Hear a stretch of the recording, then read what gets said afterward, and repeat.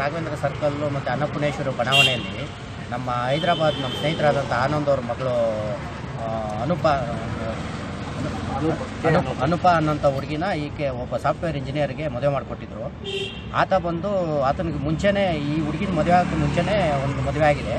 ಆಕೆಗೆ 11 ತಿಂಗಳ ಜೊತೆಲಿ ಇಟ್ಕೊಂಡು ಆಕೆಗೆ ಡೈವರ್ಸ್ ಕೊಟ್ಟು ಓಡಿಸ್ಬಿಟ್ಟು ತದನಂತರ ಈ ಇವರಿಂದ ಬ್ರೋಕರ್ ಮುಖಾಂತರ ಒಂದು ಹೆಣ್ಣಿನ ಸಂಬಂಧನ ಹುಡುಕಿ ಈಕೆಗೆ ನಾನು ಮದುವೆನೇ ಆಗಿಲ್ಲ ಅಂತೇಳಿ ಸುಳ್ಳು ಹೇಳಿ ಆ ರೀತಿ ಆಕೆನ ಮದುವೆ ಆಗಿ ಆಕೆಗೆ ಮನೆಯಲ್ಲಿ ಮಾನಸಿಕವಾಗಿ ಯಾವಾಗಲೂ ಡೋರಿ ತೊಗೊಂಬ ಕ್ಯಾಶ್ ತೊಗೊಂಬ ಹಾಗೆ ಹೀಗೆ ಅಂತೇಳಿ ಪದೇ ಹಿಂಸೆ ಕೊಟ್ಟು ಯಾವಾಗಲೂ ಹೊಡಿತಾ ಇದ್ದ ಮನುಷ್ಯ ಅದು. ಹಾಗಾಗಿ ಆ ಹುಡುಗಿ ತಂದೆಯವ್ರಿಗೆ ಗಮನಕ್ಕೆ ತಂದಿರಲಿಲ್ಲ. ಫೈನಲ್ ಆದಾಗ ಏನಾಯಿತು, ತಂದೆ ಗಮನಕ್ಕೆ ತಂದ ನಂತರ ಅವ್ರ ತಂದೆ ಬಂದು ಕೇಳಿದ್ಮೇಲೆ ನಿಮ್ಮ ತಂದೆಗೆ ಹೇಳ್ತೀಯ ನೀನು ಅಂತೇಳಿ ಮತ್ತೆ ಆ ಹುಡುಗಿ ಹಿಡ್ಕೊಂಡು ಟಾರ್ಚರ್ ಮಾಡಿ ಏನೇನು ಟಾರ್ಚರ್ ಮಾಡ್ತಾ ಇದ್ರು, ದುಡ್ಡು ಬೇಕು ಅಂತ. ಆಮೇಲೆ ತಂದೆಗೆ ವಿಚಾರ ತಿಳಿಸ್ದ, ನೀನು ನನ್ನ ಮನೆಯಲ್ಲಿ ಕೇಳೋದು ನೀನು ಹಾಗೆ ಹೀಗೆ ಅಂತೇಳಿ ಆ ಹುಡುಗಿ ಮೇಲೆ ದೌರ್ಜನ್ಯ ಮಾಡ್ತಾ ಇದ್ದ. ಏನು ದೌರ್ಜನ್ಯ? ಇದು ಹೊಡೆಯೋದು, ಆಕೆನ ಹಿಂಸೆ ಕೊಡೋದು, ಮನೆಯಲ್ಲೆಲ್ಲ ಬಟ್ಟೆ ಬಿಚ್ಚಾಕ್ಬಿಟ್ಟು ಓಡಾಡೋ ಅನ್ನೋದು, ಒಂಥರ ಸೈಕೋ ಥರ ಆಡ್ತಾ ಇದ್ದ.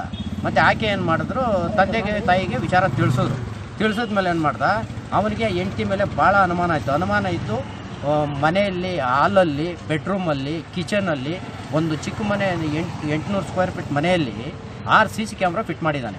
ಫಿಟ್ ಮಾಡಿಬಿಟ್ಟು ಅದನ್ನು ಆ ಹುಡುಗಿ ವಿರೋಧ ವ್ಯಕ್ತಪಡಿಸಿದಾಗ ಆಕೆ ಮೇಲೆ ಹಲ್ಲೆ ಮಾಡಿ ಎಲ್ಲಿ ಬೇಕಲ್ಲಿ ಹೊಡೆದು ಆಕೆಗೆ ಸಿಸರಿಂಗ್ ಆಗಿ ಡೆಲಿವರಿ ಆಗಿದೆ.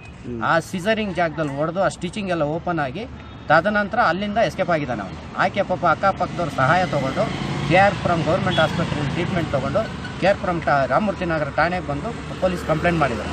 ಕಂಪ್ಲೇಂಟ್ ಮಾಡಿ ಅದನ್ನೆಲ್ಲ ಇಲ್ಲಿ ತನಿಖೆ ಮಾಡಿದ ನಂತರ ಪೊಲೀಸ್ನವ್ರು ತನಿಖೆ ಆದ ನಂತರ ಇವನೇ ಅದಕ್ಕೆ ಅಪರಾಧಿ ಅಂತೇಳಿ ಅವ್ರಿಗೆ ಕೂಲಂಕುಷವಾಗಿ ಗೊತ್ತಾದ ಮೇಲೆ ಅವನ ಮೇಲೆ FIR ಮಾಡಿ ಡೋರಿ ಕೇಸ್ ಫೈಟ್ ಮಾಡಿ ಅವನ್ನ ತೊಗೊಂಬಂದು ಇವಾಗ ಸ್ಟೇಷನಲ್ಲಿ ಅರೆಸ್ಟ್ ಮಾಡಿ ಇಟ್ಟಿದ್ದಾರೆ ಒಳಗಡೆ.